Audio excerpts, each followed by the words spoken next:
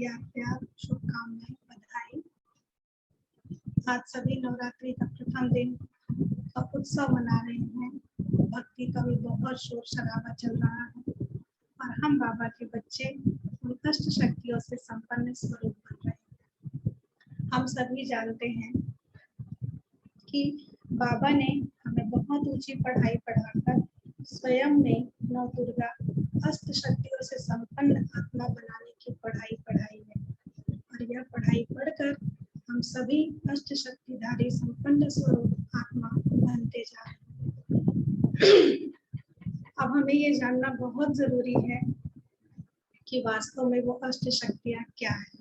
तो बाबा अनुसार पहली शक्ति है सहन शक्ति, दूसरी शक्ति है समाने की शक्ति, तीसरी शक्ति है परखने की शक्ति, चौथी शक्ति है सामना करने की शक्ति, पांचवी शक्ति है सार करने की शक्ति, छठवीं शक्ति है विस्तार करने की शक्ति, सातवीं शक्ति है सहयोग करने की शक्ति और आठवीं शक्ति है समेटने की शक्ति। आज हम सभी नवरात्रि के इस पावन पर्व में पहली शक्ति सहन शक्ति की चर्चा की, जो बाबा ने हम सबको पढ़ाया है। वर्तमान समय प्रमाण सभी जानते हैं कि अभी जिस शक्ति का जो शोर शराबा है वो है पहली तो तन की शक्ति और दूसरी है धन की शक्ति, तीसरी है पद पोजीशन की शक्ति। हम सभी आत्माएं यही सोचती हैं कि इन तीन शक्तियों से ही हम संपन्न स्वरूप बन जाते हैं, लेकिन समय ड्रामा इतना शक्तिशाली है कि कोरोना काल के अनुभव ने और प्राकृतिक आपदाओं ने सबके अंदर यह बुद्धि ला दी है, यह प्रमाण कर दिया है कि तन की शक्ति, धन की शक्ति और पद पोजीशन की शक्ति वास्तव में हद की शक्तियाँ हैं, विनाशी शक्तियाँ हैं। और अब हमें अविनाशी शक्तियों के बारे में मन चिंतन करना चाहिए और उन्हें अपने जीवन में धारण करने के लिए प्रयत्न करना चाहिए। तो आइए आध्यात्मिक शक्ति में जो पहली शक्ति है सहन शक्ति, उसके ऊपर थोड़ा सा चर्चा करते हैं। वास्तव में हमें ये जानना बहुत जरूरी है कि सहन शक्ति को सहन शक्ति क्यों कहा गया है। वर्तमान समय तो हम देखते हैं, अनुभव करते हैं कि जब हम सहते हैं तो हम सामने वाली आत्मा को कमजोर नजर आते हैं, हम बलशाली नजर नहीं आते। लेकिन अगर अध्यात्म की दृष्टि से हम देखते हैं, ज्ञान की दृष्टि से हम देखते हैं, तो सहने को बाबा ने शक्ति क्यों बोला, यह हमें समझना बहुत जरूरी है। बाबा ने हमें बहुत अच्छे से समझाया है सहन शक्ति हमें कहाँ जरूरत पड़ती है और कहाँ नहीं पड़ती।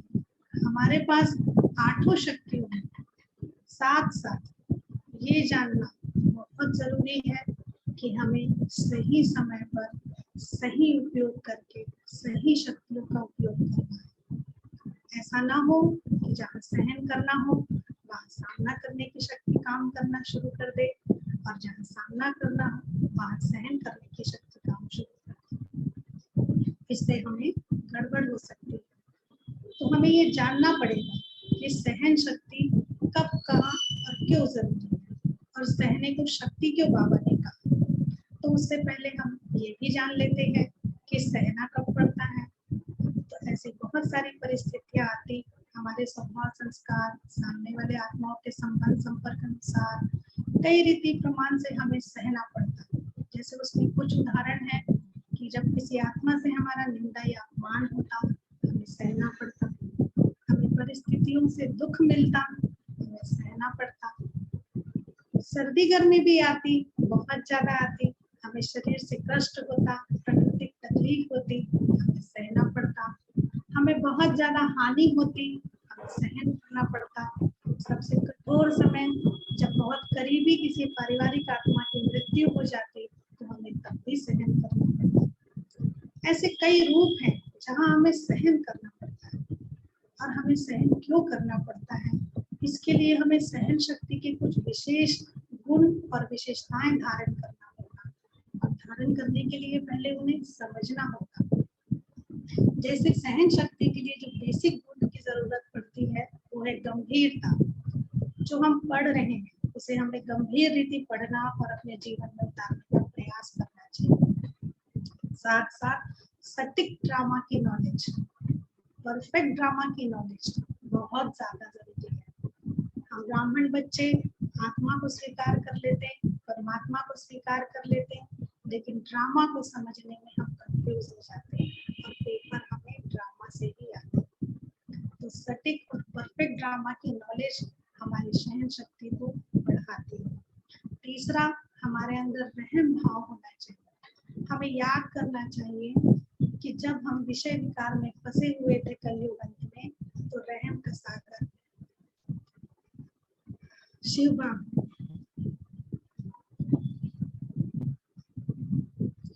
रहम का सागर शिव बाबा आकर के कैसे हमें उस दलदल से निकालता और कितने रहम भाव से, क्षमा भाव से, बहुत प्यार से कहता, मीठे बच्चे तुम मेरे हो, मैं तुम्हारा हूँ। हमें वैसा ही भाव आने वाली संपन्न संपर्क की आत्माओं के साथ रखना चाहिए। सबसे बड़ा गुण और शक्ति सहन शक्ति के लिए जो चाहिए वो है निश्चय बुद्धि। बाबा जो हमें पढ़ा रहा है और बाबा की बातों में हमें निश्चय करना बहुत जरूरी है। बिना निश्चय के ये विशेषताएं हमारे जीवन में लागू नहीं हो सकती। बाबा ने कहा है ड्रामा कल्याणकारी है तो ड्रामा कल्याणकारी। बाबा ने कहा है मैं शिव पिता कल्याणकारी हूँ तो शिव पिता कल्याणकारी। बाबा ने कहा है तुम बच्चे विश्व कल्याणकारी हो तो हम बच्चे विश्व कल्याणकारी। हमें इस बात पे 100% निश्चय को बढ़ाते रहना चाहिए। ये तो हो गया ज्ञान का रहस्य। अभी जो भक्ति का चल रहा है, आइए थोड़ा भक्ति के साथ भी कंपेयर कर लेते हैं। जैसे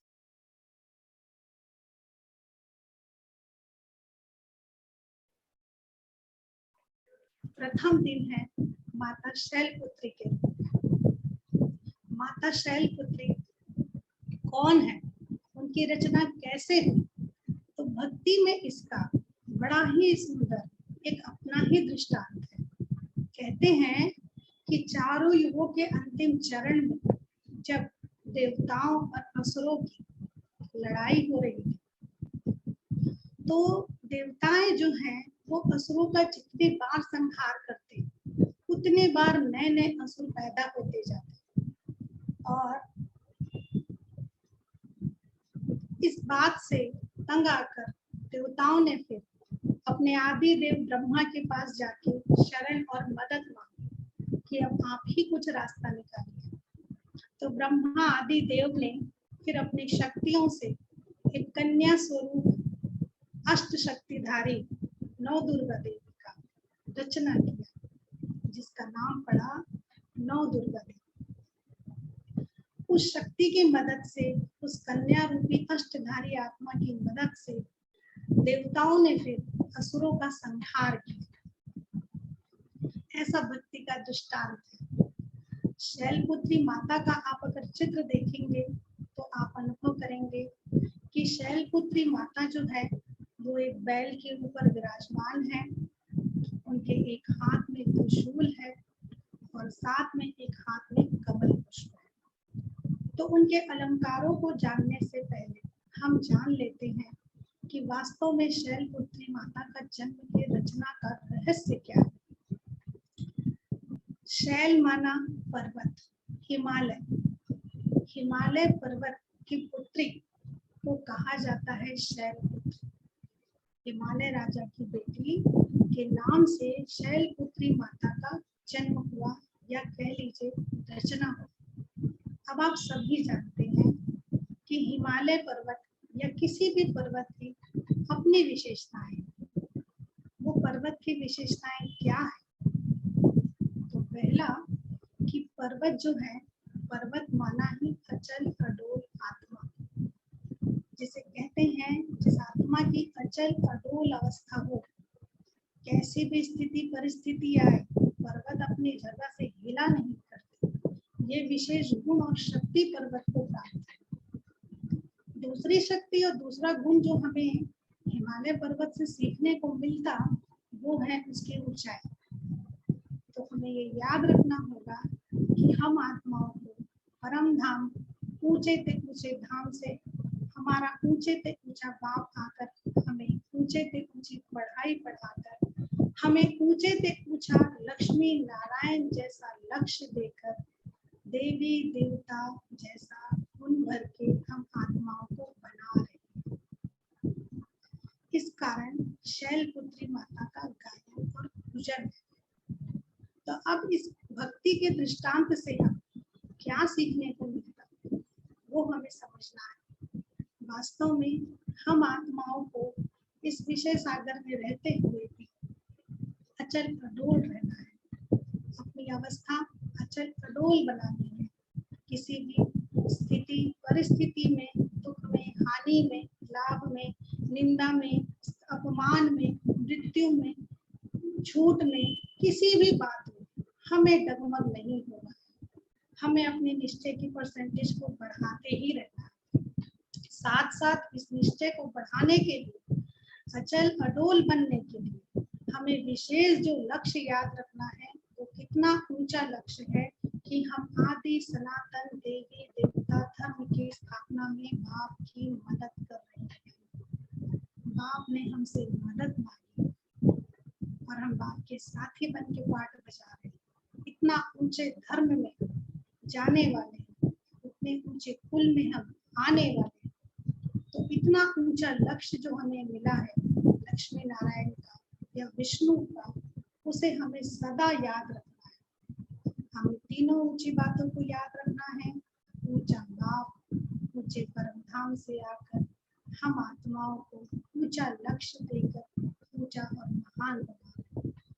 जब हम इस चीज को अपने जीवन में लागू करते हैं तब हमारी अवस्था अचल और अडोल बनती जाती है। तो हमें स्वयं के अंदर शैलपुत्री माता का गुण और शक्ति धारण करना है और याद रखना है कि यह कैसे होगा। फिर हम देखते हैं कि शैलपुत्री माता के एक हाथ में त्रिशूल है। वास्तव में वो त्रिशूल जो है वो सद्गुणों को लाने के लिए, सद्गुणों के द्वारा दुर्गुणों का विनाश करने के प्रतीक है। वास्तव में त्रिशूल में जो 3 लकीरें हैं वो परिचायक है कि तीन शक्ति एक साथ मिलकर काम कर रही है। वो 3 शक्ति है, पहली शक्ति माँ दुर्गा, दूसरी शक्ति माँ सरस्वती, तीसरी शक्ति माँ लक्ष्मी। जब हमारे पास यह तीनों शक्तियों से संपन्न रूपी अलंकार और हथियार होगा तो हम विजय ही विजय प्राप्त करते चले जाएंगे। हमें कोई भी स्थिति परिस्थिति हिला नहीं सकती और हम सभी पूरे विश्व के, स्वयं के साथ साथ पूरे विश्व के दुर्गुणों का नाश कर सकेंगे, असुरों का नाश कर सकेंगे, जिसके लिए कन्या और माता के स्वरूप में हम आत्माओं का जन्म हुआ है, रचना हुई है और आज जिनका पूजन और गायन हो रहा है। दूसरा अलंकार जो देवी के हाथ में दिखाते हैं वो है कमल पुष्प का। बाबा के सभी बच्चे बहुत अच्छे से जानते हैं कि कमल पुष्प किसका प्रतीक है। वास्तव में कमल पुष्प पवित्रता का प्रतीक है और बिना पवित्रता के हम आत्माओं के अंदर शक्तियां धारण नहीं हो सकती। पवित्रता ही सारी शक्तियों की जननी है। हमें इस कलयुगी विषय विकारी रूपी दुनिया के अंदर रहते हुए भी कमल पुष्प समान न्यारा और प्यारा बनकर रहना है। सदैव परमात्मा के प्यार में लवलीन होकर चलना है। कमल कीचड़ में रहते हुए भी, उस दलदल में रहते हुए भी उस दलदल से बिल्कुल न्यारा रहता है। बिल्कुल इसी तरह हमें भी इसी विषय विकार रूपी दुनिया में रहते हुए बुद्धि रूपी से बाबा के साथ हमें न्यारा और प्यारा रहना है और पवित्रता का गुण और पवित्रता की धारण कर बिना पवित्रता के माँ दुर्गा, माँ सरस्वती, माँ लक्ष्मी हमारे घर नहीं आ सकती। माँ दुर्गा दुर्गुणों का नाश करने वाली, माँ सरस्वती जो हमें ज्ञान देती है, इन दोनों के बगैर माँ लक्ष्मी का जन्म नहीं हो सकता। माँ दुर्गा और माँ सरस्वती दोनों को मिलाकर ही माँ लक्ष्मी का जन्म और माँ लक्ष्मी की रचना होती है, संपन्न स्वरूप की स्थापना होती है। तो हमें भी ऐसा ही बनना है और बाबा की याद से हम ऐसा जरूर बन सकते हैं। तो आज नवरात्रि का प्रथम दिन माता शैलपुत्री समान अचल अडोल रहकर, सभी बातों से न्यारा और प्यारा रहकर, ऊंचे बाप से एक ऊंचे बाप से ऊंची पढ़ाई पढ़कर, ऊंचा लक्ष्य याद रखकर हमें भी ऐसा ही अष्ट शक्तिशाली बनना है। माता शैलपुत्री इसी की परिचायक है। और हमें याद रखना है कि शक्तियों की पूजा करने से जीवन में उनकी धारणा नहीं होगी, अपितु शक्तियों को, ज्ञान को जीवन में धारण करने से वो शक्तियां हमें जीवन में अनुभव। और साथ साथ हम अष्ट शक्तियों में से रोज एक शक्तियों की चर्चा कर अपने जीवन को संपन्न स्वरूप बनाने का प्रयास करेंगे, पुरुषार्थ करेंगे। तो आज माता शैलपुत्री से हमें यही सीख लेंगे। माता शैलपुत्री को सती के नाम से भी जाना जाता है और माता शैलपुत्री का पूर्व जन्म में शिव पिता के साथ विवाह में जो सती के नाम से हुआ था वो उसी का यादगार स्वरूप है और ये उनका दूसरा जन्म है। तो हमें भी याद करना है कि हमें वास्तव में हम आत्माओं को शक्तियों से किसने जन्म दिया? शिव शक्ति या शब्द ही अपने आप में माँ दुर्गा का संपूर्ण अस्तित्व है, क्योंकि बिना शिव के शक्तियों की रचना हो ही नहीं सकती। इसलिए शिव शक्ति का मतलब समझते हुए, जानते हुए, अपने जीवन में धारण करते हुए हमें भी माता शैलपुत्री समान अचल अडोल रहना है, सहन करना है, लेकिन प्यार से, दुख से नहीं, बहुत प्यार से। याद रखना है कि सहना शक्ति है, सहना कमजोरी